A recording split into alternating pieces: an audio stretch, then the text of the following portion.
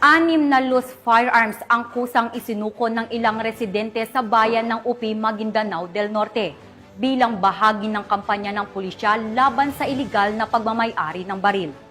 Ibalita mo, Patrolwoman Judy Ann Alibo.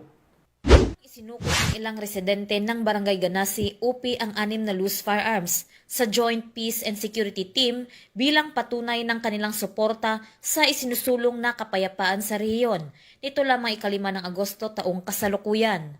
Pinangunahan ng Joint Peace and Security Committee at ng JPST Operations Center ang isinagawang ceremonial turnover, kung saan formal na pinesenta ang mga ito sa PNP at AFP at isinailalim sa kustodiya ng 57 Infantry Battalion ang naturang mga armas para sa wastong disposisyon alinsunod sa Small Arms and Light Weapons Management Program. Mahalaga ang programang ito lalo na sa nalalapit na kauna-unahang parliamentary elections ng Bangsamoro Autonomous Region in Muslim Mindanao. Patuloy ang panawagan ng pamalaan sa mga mamamayan na voluntaryong isuko ang mga hindi lisensyadong armas bilang bahagi ng pagkamit ng pangmatagalang kapayapaan at seguridad sa rehiyon.